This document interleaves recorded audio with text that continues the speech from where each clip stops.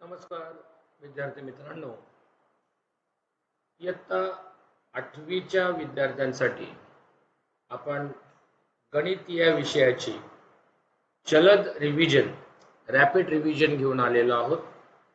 Doctor Sanjay Mohite sir आपल्या सर्वांचं या यूट्यूब चॅनलमध्ये सर्वांचं स्वागत करत आहेत.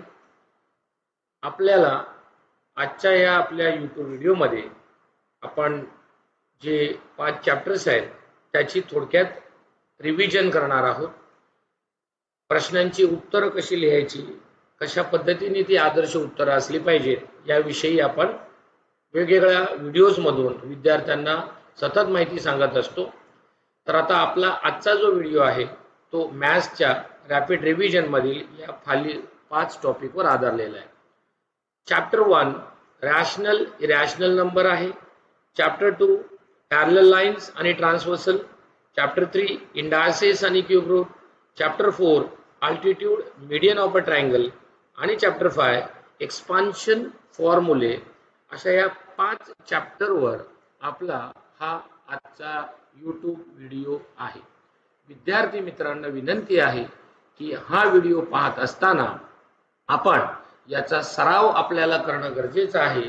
याकरता समोर व्हिडिओ पाहत असताना बसताना आपल्याकडे वही आणि पेन या दोन्ही गोष्टी असल्या पाहिजेत, म्हणजे आपल्याला आवश्यक त्या नोंदी या करता येतील आणि त्याची रिव्हिजन करता येईल.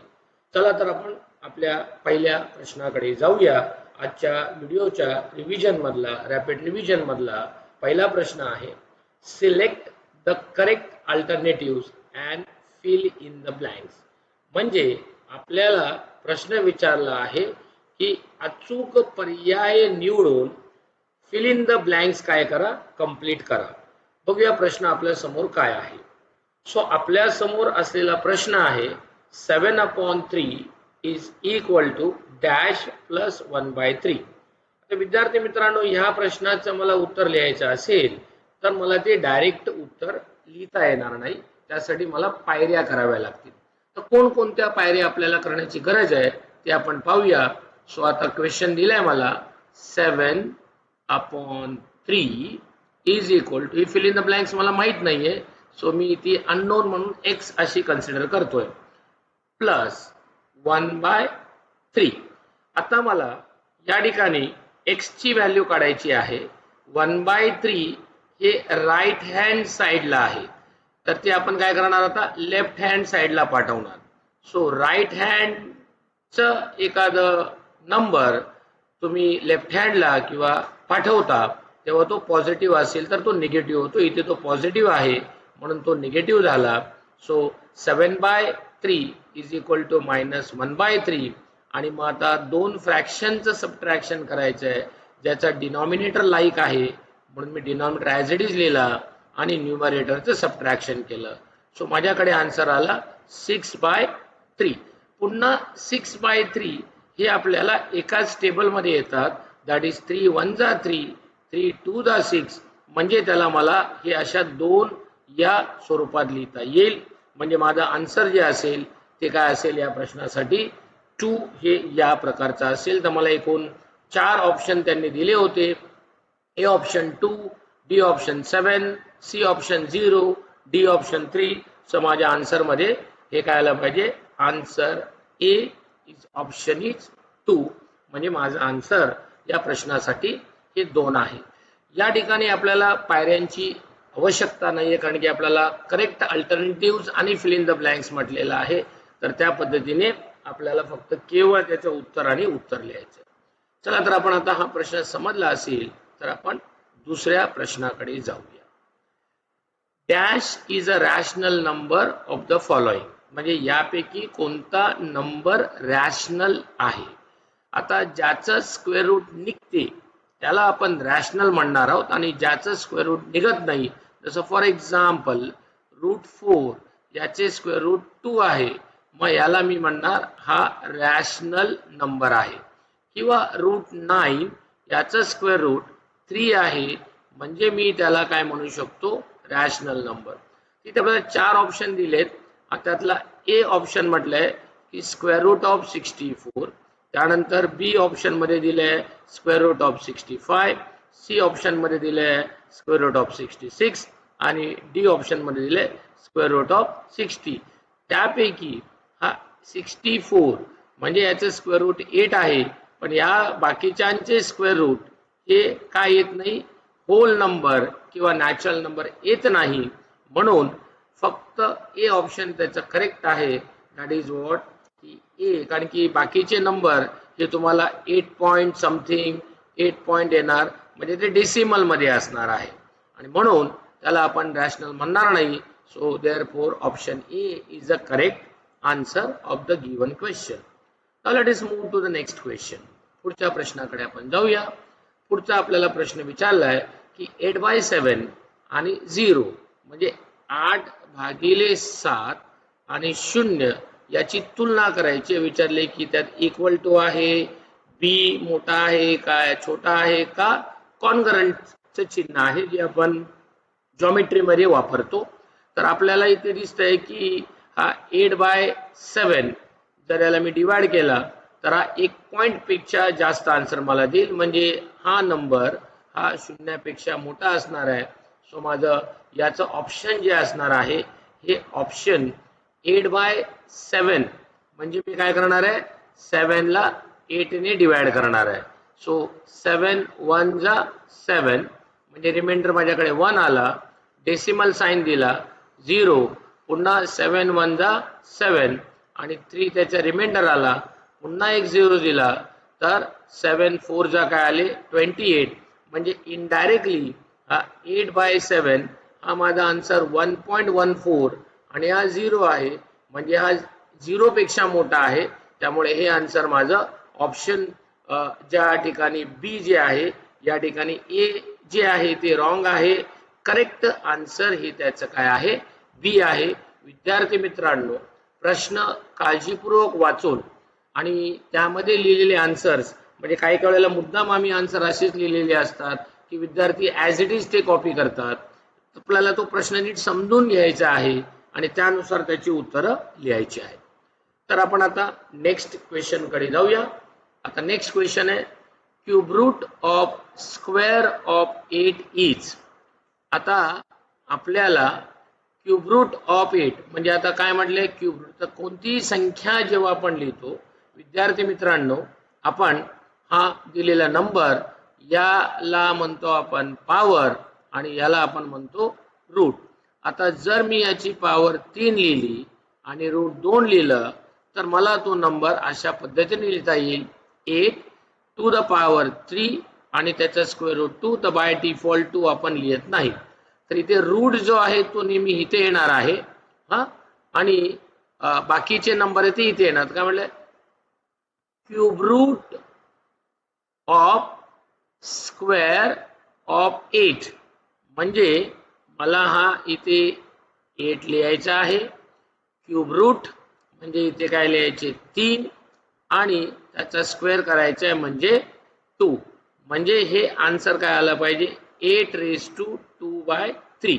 आता कुठल्याही ऑप्शन मध्ये इथे बघा 8^2/3 आपल्याला दिसत नाही, तर तुम्ही त्या अनुषंगाने आता हा 1/3 आहे याला आपण आता 2/3 असं गृहीत धरूया. म्हणजे माझा आन्सर हा 8^2/3 या अनुसार हे बी आन्सर करेक्ट होईल. म्हणजे square root of square 8 is 8^2/3. Next question कडे आपण येऊया. नेक्स्ट क्वेश्चन आपल्याला दिलेला आहे 7th power of 3 is divided by 9th power of 3. So आता याच्या सोल्युशन कडे आपण येऊया. काय विचारले पॉवर किती आहे 3 ची. सो मी सुरू करतोय. 3 ची पॉवर 7 आहे, डिवाइडेड बाय म्हटलंय so it is divided bye power of 3 is काय दिले 9 म्हणजे 3 ची पॉवर काय दिली आहे 9. So 3 to the power 7 divided by 3 to the power 9 याचं आन्सर काय असेल. तर आपण इंडायसेस मध्ये पाहिले की a⁻m into a⁻n आणि डिव्हिजन जर असेल तर आपण त्याला a⁻m-n असं करतो. सो a⁻m-n जर आपण केला तर 7 - 9 3⁻² येईल. विद्यार्थी मित्रांनो, इथे आणखीन एक आपल्याकडे फॉर्म्युला आहे, that is a raised to minus m can be written as 1 upon a raised to m. निगेटिव्हचं पॉझिटिव्ह मध्ये रूपांतर आपल्याला करायचं आहे, म्हणजे तो 1 अपॉन 3 raised to काय होईल 2, आणि आणखीन त्याला पुढे सिम्प्लिफाय केलं तर 3 चा स्क्वेअर 9, म्हणजे मला माझा फायनल आन्सर हे 3 raised to 7 divided by 3 raised to 9 हे मला 1/9 अशा पद्धतीने लिहिता येईल. चला आता आपण पुढच्या प्रश्नाकडे जाऊया. पुढचा प्रश्न आपल्याला विचारला आहे की given index form 7th root of 5th power of 30. आता जस्ट आपण सांगितले की कोणताही नंबर हा नंबर असेल तर या ठिकाणी आपण त्याचा रूट लिहितो आणि या ठिकाणी त्याचा आपण पॉवर लिहित असतो. हा स्टँडर्ड फॉर्म आहे कोणत्याही नंबरच्या रूट आणि पॉवर मध्ये लिहिताना. सो ए मध्ये माझा काय असणार आहे नंबर, कोणता नंबर दिला आपल्याला 30. सो मी ए च्या जागी काय लिहिला 30, आणि आता इथे मी दोन पार्ट केले. पॉवर मी न्यूमरेटरला लिहिणार आहे तर रूट त्याच्या डिनॉमिनेटरला लिहिणार आहे. इंडेक्स फॉर्म 7th रूट म्हटलेला आहे. हा तो 7th रूट इकडे येणार, 5th पॉवर म्हणजे इकडे येणार. सो माझं हे आन्सर झालं 35/7. हे आपल्या क्वेश्चनचं असणार आन्सर आहे. इथे नंबर चेंजेस होऊ शकतात आणि त्या नंबर चेंजेस नुसार जर आपल्याला पॉवर रूट पॉवर या जर संकल्पना स्पष्ट असतील तर त्याची उत्तर आपल्याला सहज लिहिता येतात. आता पुढचा आपल्याला प्रश्न दिलाय इव्हॅल्युएट, म्हणजे याची किंमत काढा. सो आता याची किंमत आपण कशी काढणार आहे की क्यूब रूट ऑफ 64. सो हा क्यूब रूट आहे. आता या 64 चे तुम्हाला काय पडायचे बाळांनो, प्राइम फॅक्टर पाडायचे. सो या 64 चे मी प्राइम फॅक्टर पाडले तर इथे मला 4 ने डिवाइड देता तर प्राइम फॅक्टर म्हणजे 2 ने असतात, आपण त्याला 2 ने डिवाइड करू. सो 2 ने डिवाइड केले तर 2 3 जा 2 जा, त्यानंतर परत 2 ने डिवाइड केले तर माझ्याकडे 16, परत 2 ने डिवाइड केले तर 8, परत 2 ने डिवाइड केलं तर 4, पुन्हा 2 ने डिवाइड केलं तर 2, आणि पुन्हा 2 ने डिवाइड केलं तर 1. जोपर्यंत 1 येत नाही तोपर्यंत त्याला डिवाइड करायचं आहे. सो आता याचा आपण क्यूब रूट आहे म्हणजे मी 3 च्या जोड्या घेणार आहोत. सो बघा, एक जोडी इकडे घेतली आणि ही एक जोडी इथे घेतली. सो मला आता हा प्रश्न वेगवेगळ्या प्रकारे सॉल्व्ह करता येतो, पण मी आता ही पहिली पद्धत दाखवतो. 2 raised to 3 into 2 raised to 3. आता यामध्ये आपल्याला पुन्हा एक रूल आहे a raised to m into a raised to n is equal to a raised to m plus n. म्हणजे हा 2 चा मी हा 2 तसाच ठेवला, ओके, किंवा हा आपण 2 चा क्यूब ना हा जर असा लिहिला काय 4 चा क्यूब, कारण की 4 चा क्यूब पण काय येतो 64, आणि मग हा 3 कॅन्सल होईल आणि मला हे आन्सर काय लिहिता येईल 4. असं डायरेक्टली पण लिहिता येतं. पण ह्या पायऱ्यांना पुढे आपण जर गेलो तर तो मला 2 raised to 3 आणि मला हा 2 raised to 3 into 2 raised to 3 म्हणजे cube root of 2 raised to 3 into cube root of 2 raised to 3. हा 3 cancel, 2 into 2 is equal to 4. म्हणजे मला हे या पद्धतीने पण सोडवता येईल, या पद्धतीने पण सोडवता येईल की 64 हा कोणाचा क्यूब आहे 4 चा आहे, म्हणून रूट आणि पॉवर कॅन्सल झाले आणि आन्सर किती आले 4. सो तुम्हाला जी योग्य वाटेल यातली सोपी त्यातल्या पद्धतीने तुम्ही सॉल्व्ह करू शकता. गणित कोणत्याही पद्धतीने सोडवलेले हे उत्तर बरोबर असेल म्हणजे मॅथमॅटिकली आणि लॉजिकली, म्हणजे उत्तरही बरोबर आहे आणि पायऱ्याही बरोबर असेल तर त्या गणिताला गुण दिले जातात. कोणत्याही पद्धतीवर बंधन नाही, फक्त ती पद्धत गणितीय दृष्ट्या आणि तार्किकीय दृष्ट्या योग्य असणं गरजेचं आहे. आता आपल्याला पुढचा प्रश्न विचारला आहे, draw diagram of a triangle and show it's ortho centre. म्हणजे मला ट्रायंगल काढायचा आहे आणि त्याचा काय काढायचं ऑर्थो सेंटर. सो आता मी ट्रायंगल काढतोय. सो आता मी स्केलचा वापर करणार, तुम्ही स्केलचा वापर करणार आहात, मी इथे स्केलचा वापर करत नाही आहे. मग आता मी हा ट्रायंगल हा किती पण मापाचा तुम्हाला जो वाटतोय त्याप्रमाणे त्या स्केलच्या साहाय्याने तो ट्रायंगल काढा. मी इथे ट्रायंगल काढलाय ABC. आता मला विचारलंय की ऑर्थो सेंटर. ऑर्थो सेंटर याचा अर्थ होतो आपल्याला परपेंडिक्युलर काढायचा आहे. सो मी स्केलने काय करणार आहे, इथून सरळ याच्या समोरच्या बाजूवर एक परपेंडिक्युलर काढणार आहे आणि हा माझा झाला अल्टिट्यूड नंबर 1 AM. त्याचप्रमाणे मी दुसऱ्या बाजूवर एक अल्टिट्यूड काढणार आहे आणि हा परपेंडिक्युलर याला नाव दिलं मी N. आणि त्याचप्रमाणे मी इथून आता असा तिसरा अल्टिट्यूड काढणार आहे, हा झाला 90 आणि ते नाव दिलं मी S. आता अल्टिट्यूड AM, अल्टिट्यूड BN आणि अल्टिट्यूड CS ज्या पॉइंट मध्ये इंटरसेक्ट झाले त्याला म्हणणार मी काय O, आणि त्यालाच आपण काय म्हणतो orthocentre. So what is an orthocentre? Orthocentre म्हणजे बाळांनो अल्टिट्यूड ज्या कॉमन पॉइंट मध्ये इंटरसेक्ट होतात त्या कॉमन पॉइंटला त्याला कॉन्करंट पॉइंट असं आपण म्हणतो आणि तो डिनोट करतो आपण ऑर्थो सेंटर या अक्षराने. तो ऑर्थो सेंटर आणि सेंट्रॉइड हा आपल्याला मीडियनचा असेल तर. आता आपल्याला next question विचारलाय solve x-3 x-7. तर याचं उत्तर आपण फॉर्म्युलाने देऊ शकतो, एक्सपान्शन करून देऊ शकतो. तर मी पहिले एक्सपान्शन करून दाखवतो आणि त्यानंतर फॉर्म्युला दाखवतो. कोणत्याही पद्धतीने तुम्ही वापर केला तर उत्तर योग्यच आहे. सो आता माझ्याकडे x-3 x-7. सो पहिले मी x ने x-7 ला मल्टिप्लाय करणार आहे आणि नंतर -3 ने x-7 ला मल्टिप्लाय करणार आहे.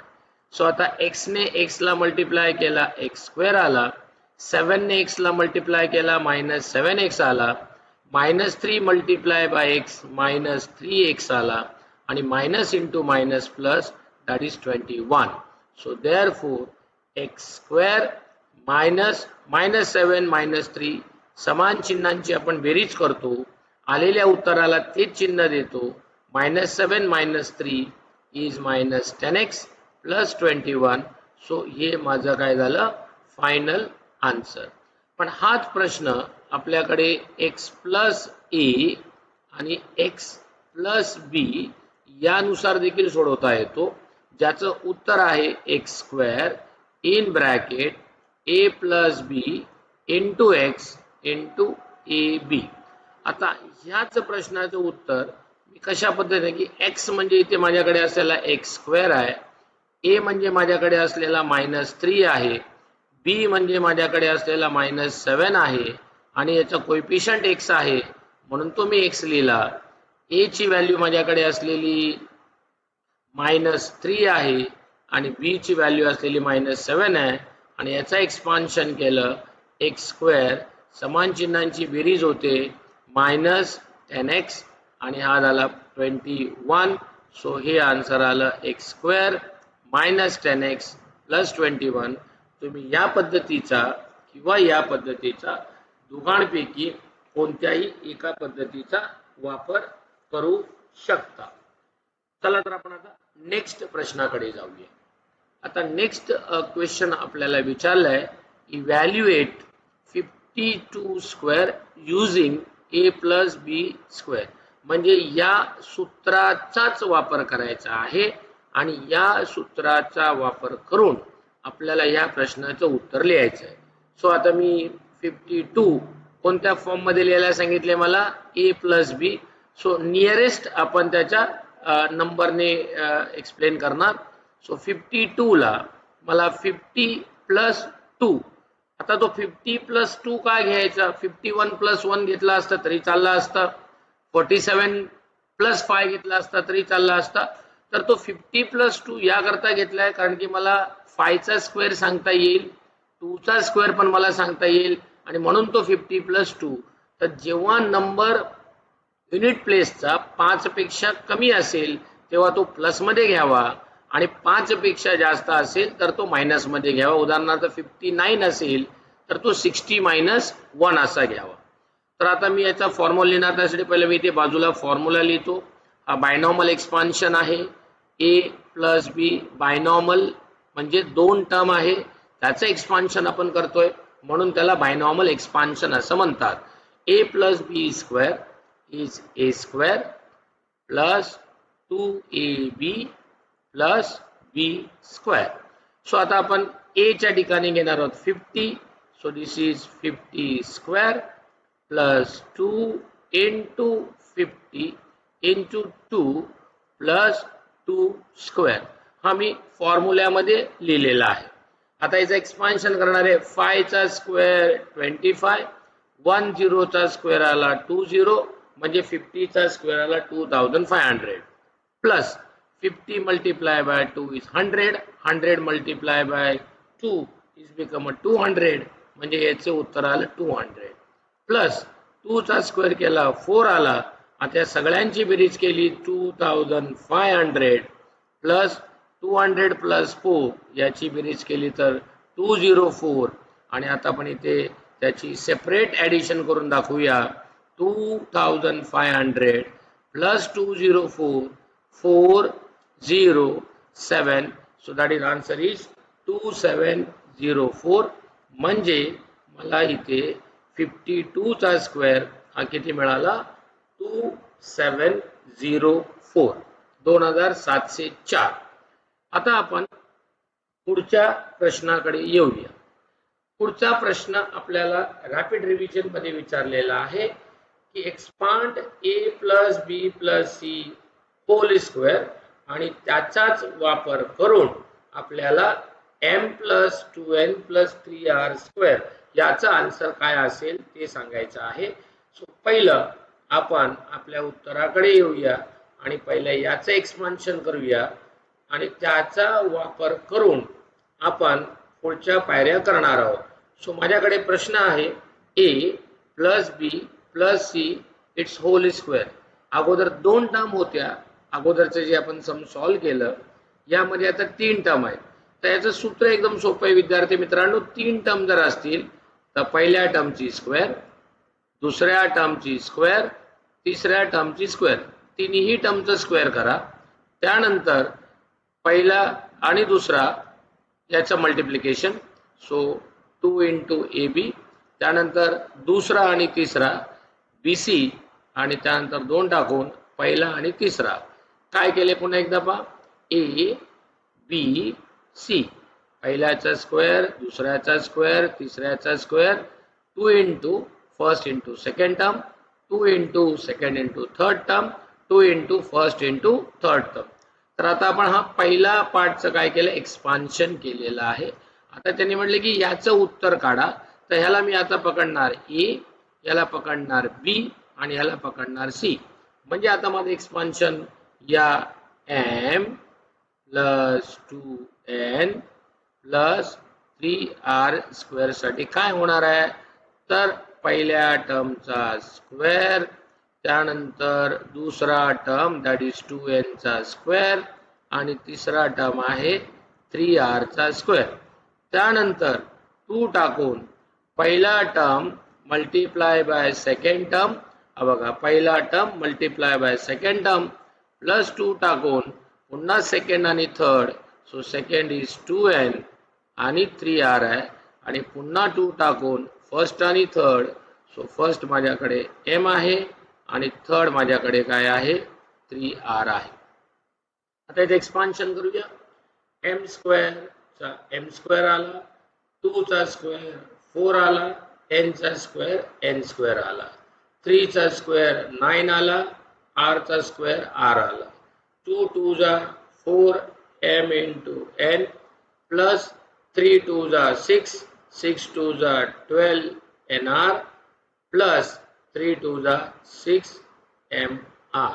सो हे या जे ट्रायनॉमियल आपल्याला दिलेलं आहे या ट्रायनॉमियलचं हे त्याचं असलेलं फायनल एक्सपान्शन आहे की ज्यामध्ये मला फॉर्म्युला दिला होता आणि त्याच फॉर्म्युलाचा यूज करून आपल्याला पुढच्या टर्मचं ट्रायनॉमियलचं एक्सपान्शन करायचं होतं. आता आपण पुढच्या प्रश्नाकडे येऊया.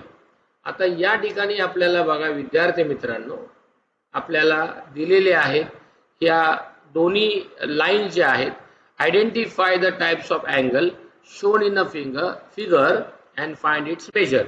आता इथे मला या लाईन बद्दल काहीच सांगितलं नाहीये, म्हणजे त्या पॅरलल आहेत का काय आहेत सांगितलं नाही, पण एवढ्या मला गोष्ट दिसतात की two lines, okay, two lines intersecting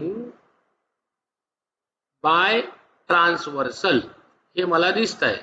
okay, two line intersecting by transversal जर असतील तर तो एक्स आणि वाय हा मला करस्पॉन्डिंग अँगल दिसतोय.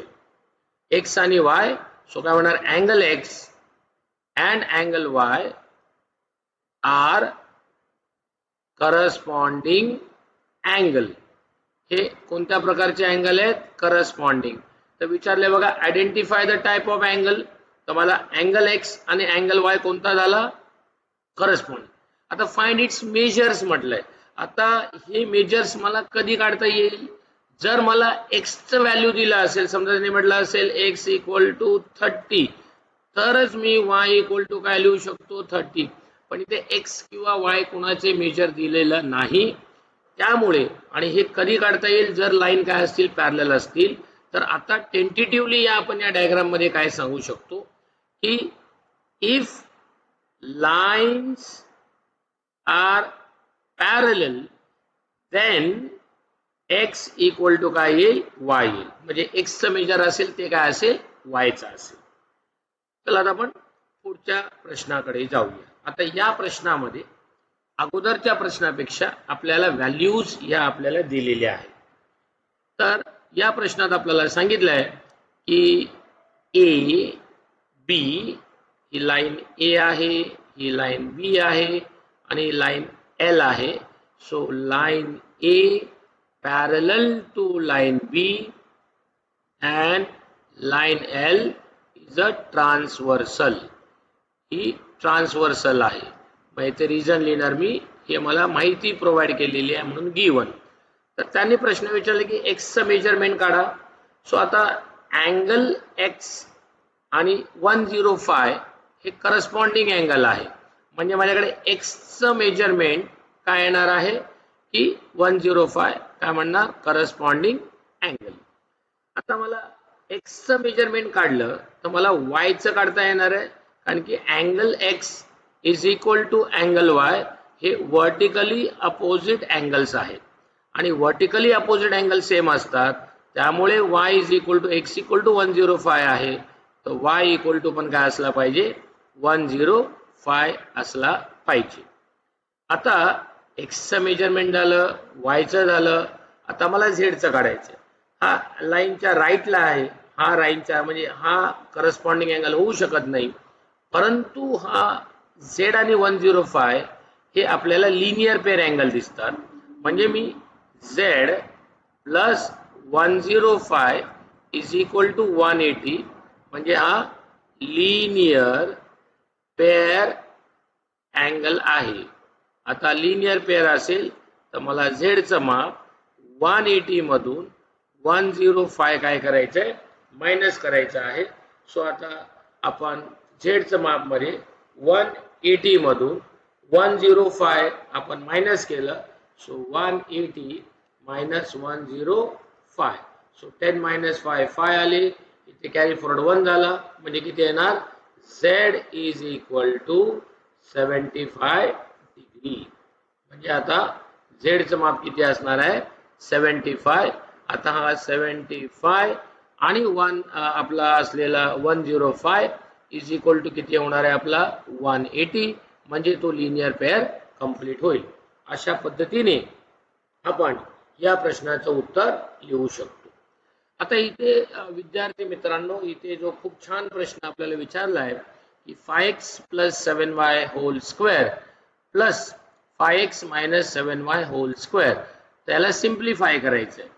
तर बऱ्याच वेळेला विद्यार्थी मित्र याचं प्रॉपरली एक्सपान्शन करतात, त्याच्यात वेळ जातो. आपल्याला शॉर्टकट की काही अवेलेबल आहे का, तर मी आता इथे एक शॉर्टकट आयडिया तुम्हाला सांगतो की कशा पद्धतीने आपण या प्रश्नाचं उत्तर आपण कमीत कमी वेळेमध्ये पूर्ण करू शकतो. तर आता हा 5x इकडे पण आहे, 5x इकडे पण आहे, सो याला मी a असा ॲज्युम केला. हा, आणि 7y इकडे पण आहे आणि 7y इकडे पण आहे, याला मी b ॲज्युम केला. म्हणजे हा माझ्याकडे होणारा फॉर्म्युला जो होईल ए प्लस बी स्क्वेअर प्लस ए मायनस बी स्क्वेअर या पॅटर्न मध्ये जाईल.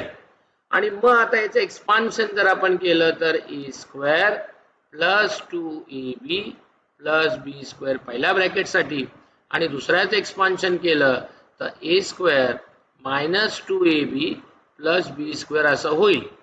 Minus 2ab plus 2ab cancel झाला आणि ते ए आणि दोनदा आहे म्हणजे काय आला तो 2a स्क्वेअर आणि त्याचप्रमाणे बी पण दोनदा आहे म्हणजे इथे आला 2b स्क्वेअर. आता विद्यार्थी मित्रांनो आपण इथून 2 कॉमन घेतला तर माझ्याकडे ते ए स्क्वेअर प्लस काय येईल बी स्क्वेअर. आता याचा वापर करून मी हे सम सॉल्व करणार आहे. काय आहे ए म्हणजे इथे I consider as a 5x, बी मध्ये मी कन्सिडर केलेलं आहे 7y. सो फायनल स्टेप काय आहे बघा विद्यार्थी मित्रांनो इथे. सो फायनल स्टेप आहे 2 into a square plus B square. So a means what आहे माझ्याकडे तर 5x चा स्क्वेअर आहे. बी मीन्स माझ्याकडे काय आहे 7y चा स्क्वेअर आहे. आता याचं एक्सपान्शन करूया. 5 square 25x square plus 7 square 49y square. आता खरं म्हणजे हे सम इथे संपलंय पण तुम्हाला असं वाटेल आणखीन एक्सपांड करायचं आहे. सो 25 टू जा 50x स्क्वेअर प्लस 49 टू जा 99y स्क्वेअर. अशा पद्धतीने आपण याचं एक्सपान्शन या पद्धतीने पण करू शकतो. तर आज आपण आपल्या या रॅपिड रिव्हिजन मध्ये काही प्रश्न आणि त्याची उत्तरं कशी लिहायची, त्याच्या पायऱ्या कशा असायला पाहिजेत याबद्दल विद्यार्थी मित्रांनो वर्णन केलेलं आहे. आपण तो चॅनल जरूर पाहावा, इतरांना पण सांगावा. तर पुन्हा एकदा आपण चॅनल पाहिल्याबद्दल डॉक्टर संजय मोहिते सर आपले आभारी आहेत आणि आपल्या इतर मित्रांना देखील चॅनल साठी त्याची लिंक पाठवा आणि सबस्क्राईब जरूर करा. Thank you very much.